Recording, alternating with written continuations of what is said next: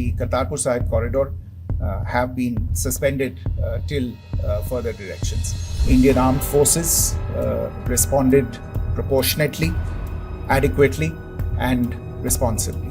This is nothing but a desperate attempt by Pakistan to disown its acts of aggression. आज सवेरे तड़के सवेरे जो गतिविधियां हुई, भारत ने उनका एक जिम्मेदाराना पूर्ण तरीके से और एक पर्याप्त तरीके से उसका जवाब दे दिया है।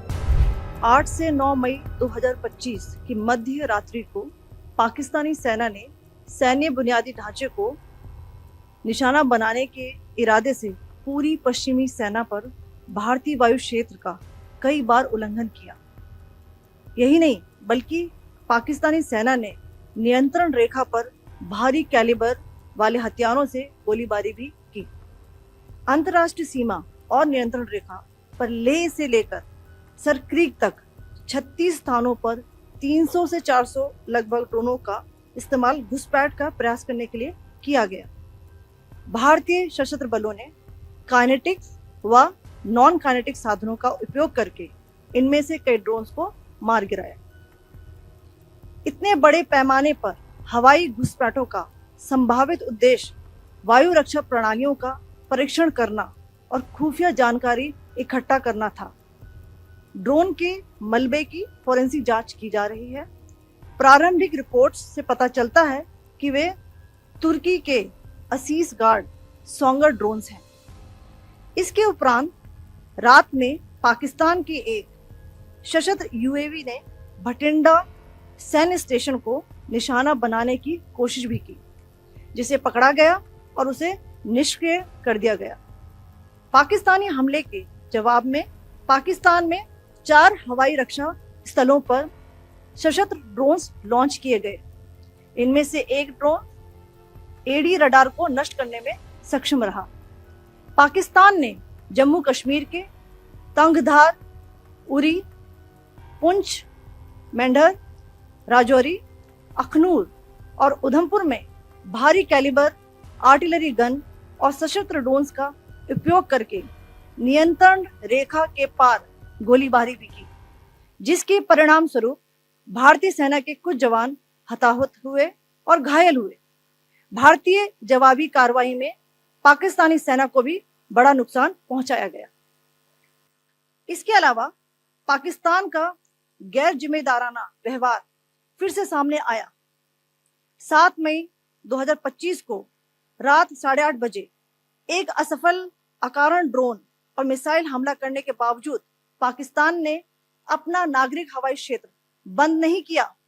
पाकिस्तान अपने नागरिक विमानों को ढाल के रूप में इस्तेमाल कर रहा है, जबकि उसे अच्छी तरह से पता है कि भारत पर उसके हमले से हवाई रक्षा की तीव्र प्रतिक्रिया होगी। यह भारत और पाकिस्तान के बीच अंतर्राष्ट्रीय सीमा के पास उड़ान भरने वाले अंतर्राष्ट्रीय उड़ानों सहित नागरिक विमानों के लिए सुरक्षित नहीं है। यहां स्क्रीन शॉट में पंजाब सेक्टर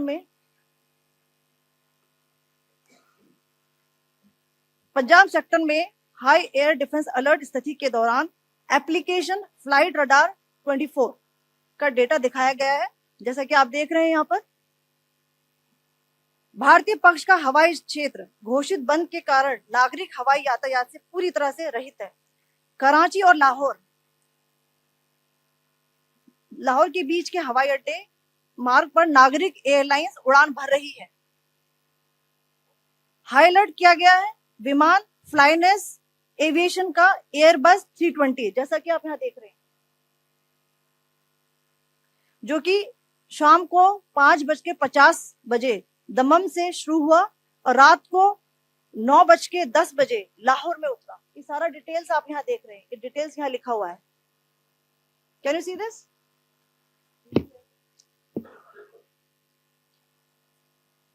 भारतीय वायुसेना ने अपनी प्रतिक्रिया में काफी संयम दिखाया और इस प्रकार अंतरराष्ट्रीय नागरिक विमान सेवा की सुरक्षा सुनिश्चित की। धन्यवाद। जय Hind. So, good afternoon to you all. On the intervening night of 8th-9th May 2025, Pakistan military carry out multiple violations of Indian airspace along the entire western border with an intent to target military infrastructure. Pakistan military also resorted to firing of heavy caliber weapons along the line of control.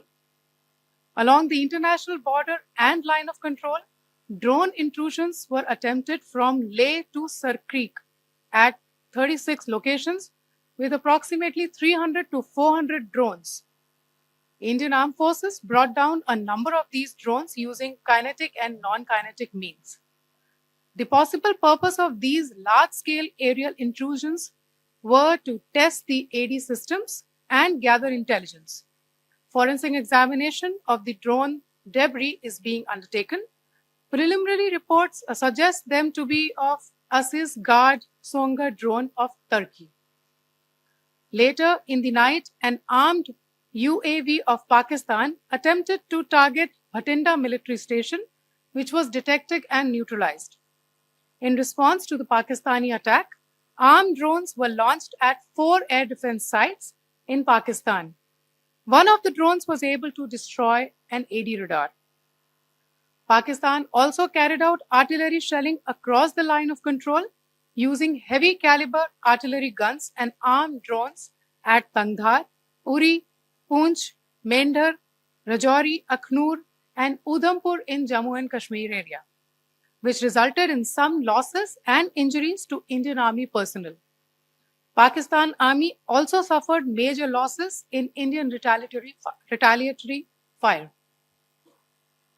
Additionally, Pakistan's irresponsible behavior again came to fore. Pakistan did not close its civil airspace despite it launching a failed unprovoked drone and missile attack on 7th May at 8:30 hours in the evening.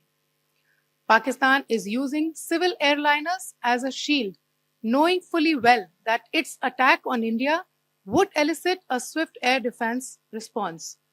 This is not safe for the unsuspecting civil airliners, including the international flights, which were flying near IB between India and Pakistan. The screenshot we just showed and we shall share with you, it shows the data of the application Flight Radar 24 during a high air defense alert situation in the Punjab sector. As you have seen, the airspace on the Indian side is absolutely devoid of civil air traffic due to our declared closure. However, there are civil airlines flying the air route between Karachi and Lahore. Amongst the other civil aircraft that you can see, we have highlighted an aircraft which is Airbus 320 of Flynas Aviation, which was originated from Dammam at 1750 hours and landed later at Lahore at 2110 hours in the night. Indian Air Force demonstrated considerable restraint in its response, thus ensuring safety of international civil carrier. I have just a few points to share in addition.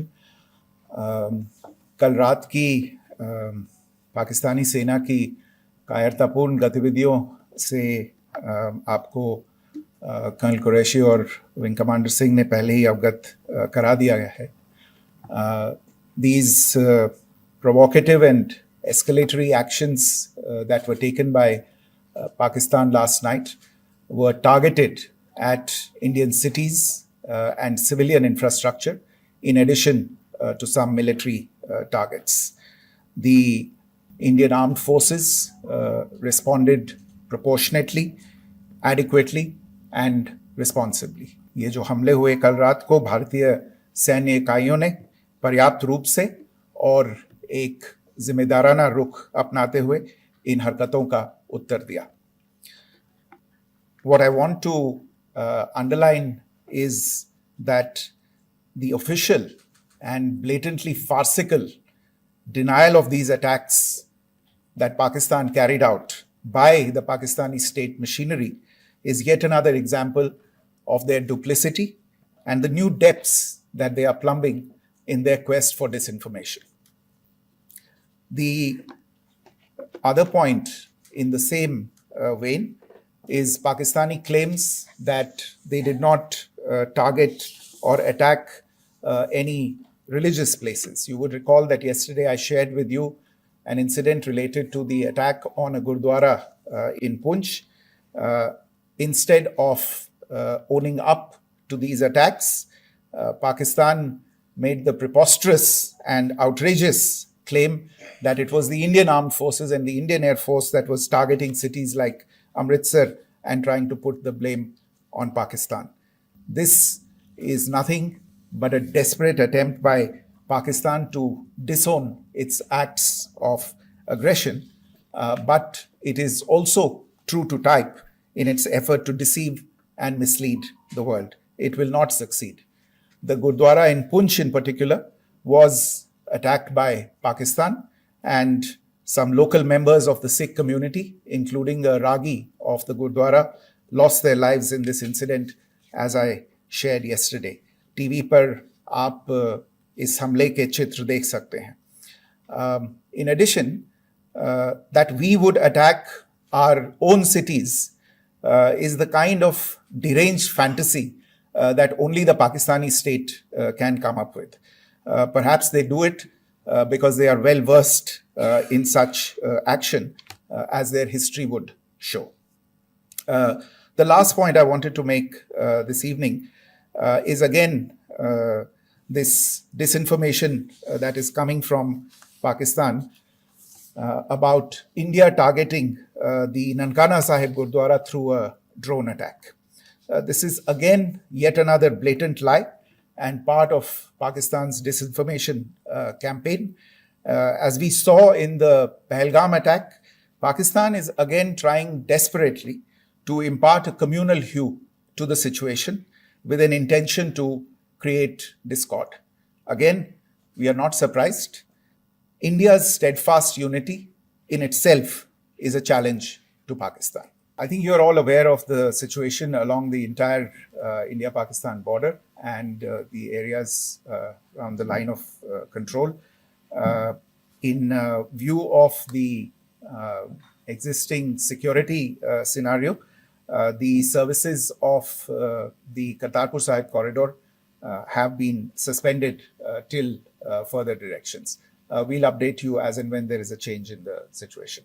We do have some information about this extremely regrettable and condemnable incident. During heavy shelling across the line of control in the early morning of 7th May, a shell fired from Pakistan landed just behind the Christ School run by the Carmelites of Mary Immaculate congregation in Punch. Tragically, the shell fired from Pakistan hit the home of 2 students of the Christ School. Both students unfortunately lost their lives and their parents were severely injured. Another Pakistani shell struck a Christian convent of nuns belonging to the congregation of the Mother of Carmel, damaging water tanks and destroying solar panel infrastructure. Several priests, nuns, school staff, and local residents took refuge in an underground hall beneath the Christ School during the shelling by Pakistan. The school happened to be closed at the time, fortunately. Otherwise, more losses would have occurred. Again, we have seen the Pakistani side targeting and shelling places of worship with a particular design. This includes gurdwaras, these convents and temples. This is a new low even for Pakistan. Indus Waters Treaty is in abeyance, and as such, I have nothing further to add to the decision that was announced by the Cabinet Committee on Security.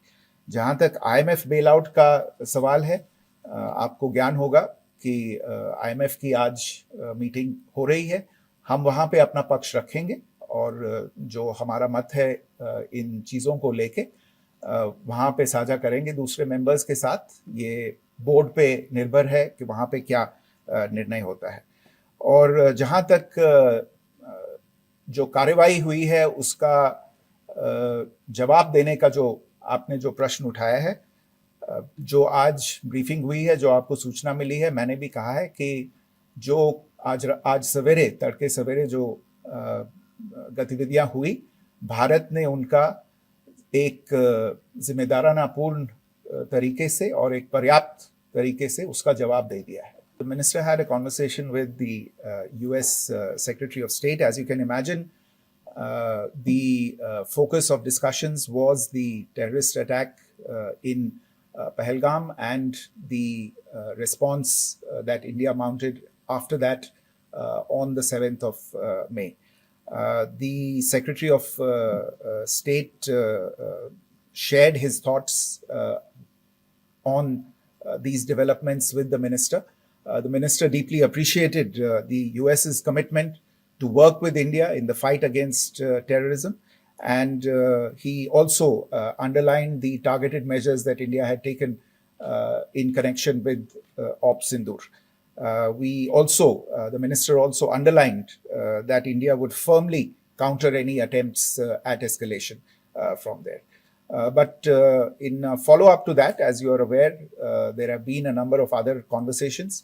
The minister had a conversation with the UK Foreign Secretary, David Lammy, today. There too, the discussion centered around countering terrorism, for which there must be zero tolerance.